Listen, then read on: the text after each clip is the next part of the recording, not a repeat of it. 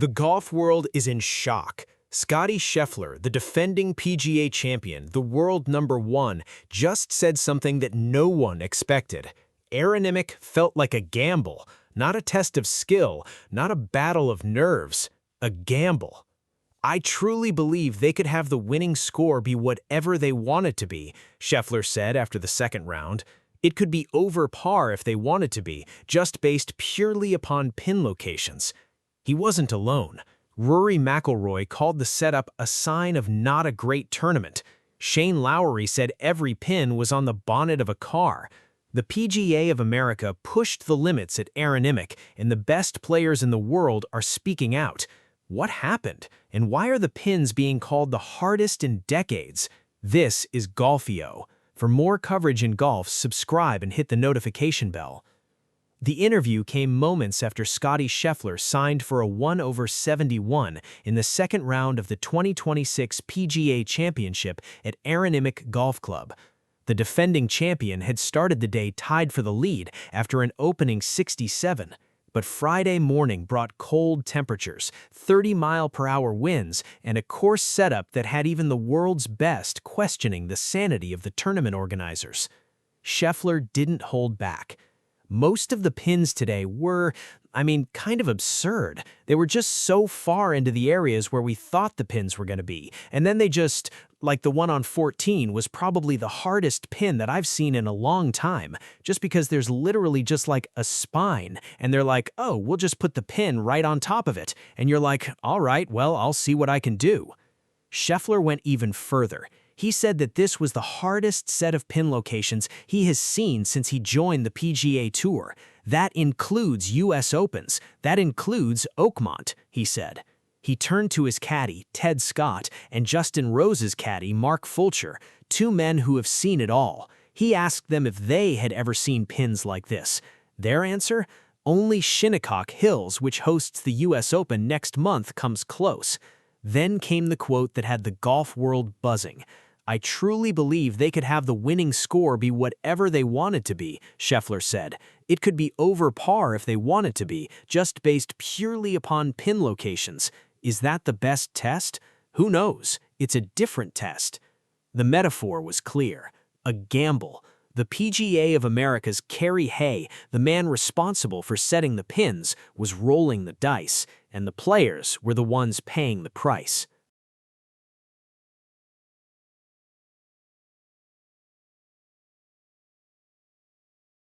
Every golfer who walked off Aronimink on Friday mentioned the same hole, the par 3 14th. It became the symbol of everything that was wrong, or right, depending on your perspective, with the PGA Championship setup.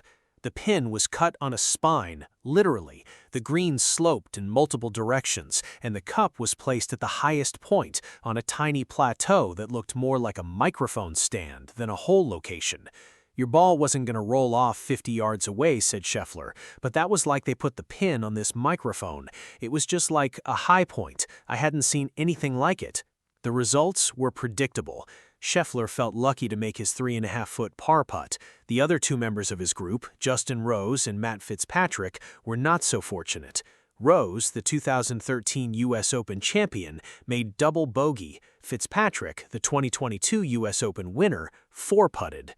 4 putts from the same player who had been the hottest golfer on the planet just weeks earlier. Paul McGinley, the Sky Sports analyst and former Ryder Cup captain, watched the carnage unfold. When you see players of this caliber 3-putting, 4-putting from inside 20 feet, you know something is off, he said. It's not that they've forgotten how to putt, it's that the greens are unputtable. The 14th hole was not an outlier, it was the standard. Scheffler explained that the greens at Aronimink are different from other difficult courses.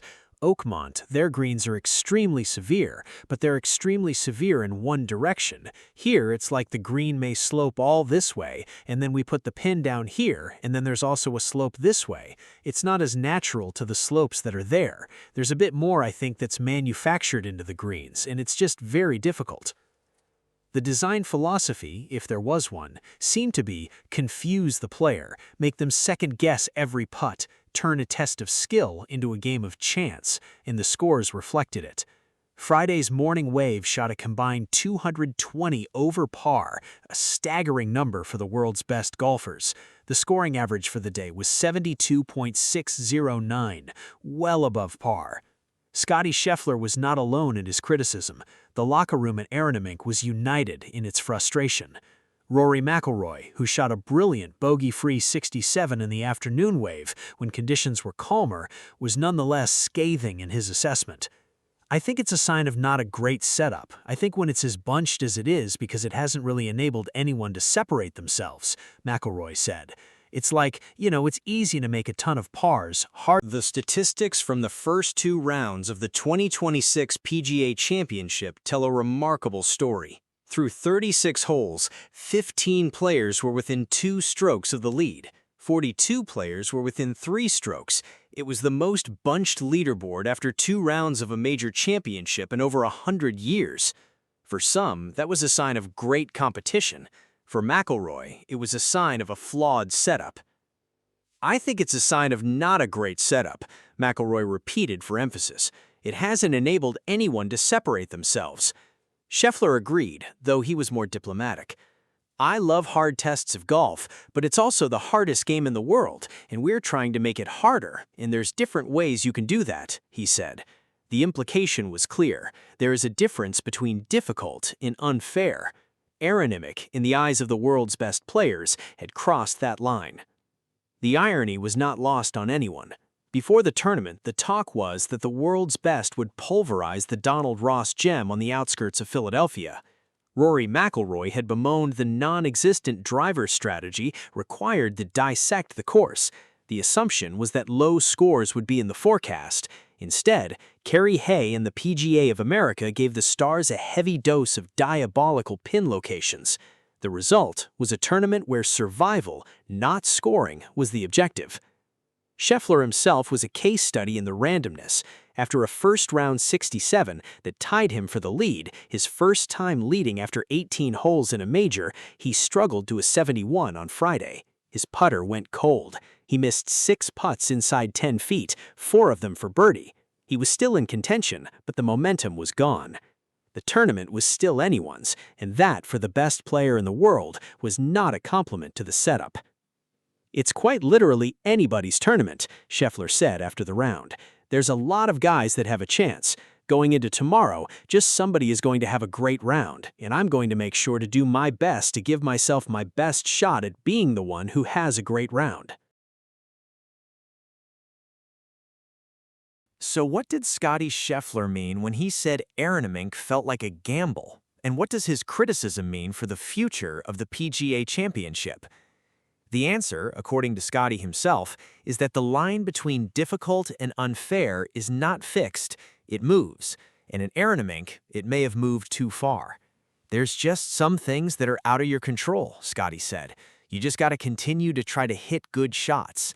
But when good shots are punished, and bad shots are not always punished, when the outcome is determined more by the whims of a pin sheet than by the quality of a swing, the sport loses something essential. The PGA of America has a choice. They can continue down this path, setting up courses so difficult that the best players in the world are reduced to scrambling for pars.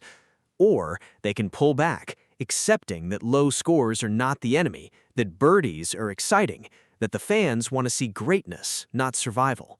The players, for their part, have made their position clear. They are not afraid of a hard test. They are afraid of an unfair one. And at Aronimink, they believe the test crossed the line. Scottie Scheffler's third round at Aronimink was a battle. He shot even par, staying in contention, despite his putter continuing to let him down. He missed more putts inside 10 feet, he couldn't get the ball in the hole, and as he walked off the 18th green, he knew that the tournament was slipping away. The gamble had not paid off. "If I continue to do what I'm doing and hole a few more putts, then I think I'll be in a good spot when tomorrow ends," Scottie said. It was the same answer he always gives: process over outcome, trust the work, and hope that eventually the putts drop. But beneath the calm exterior, there was frustration. The kind of frustration that comes when you feel like the outcome is out of your control. The kind of frustration that makes a world number one compare a major championship to a game of chance. My final take is this. Scottie Scheffler said Aronimink felt like a gamble. He didn't mean it as a compliment. He meant it that the setup had crossed the line between difficult and unfair. He meant that the PGA of America had prioritized spectacle over sport. He meant that the players were at the mercy of pin sheets and luck, not skill and execution. The golf world is listening, and the question now is whether the powers that be will listen too. This is Golf.io. If you made it to the end of this video, you care about the real stories behind the game. Subscribe to this channel for more deep dives into the moments that matter, and leave a comment below. Do you agree with Scheffler that Aronimink was too hard, or are the players just complaining? I will see you in the next video. For more coverage in golf, subscribe and hit the notification bell.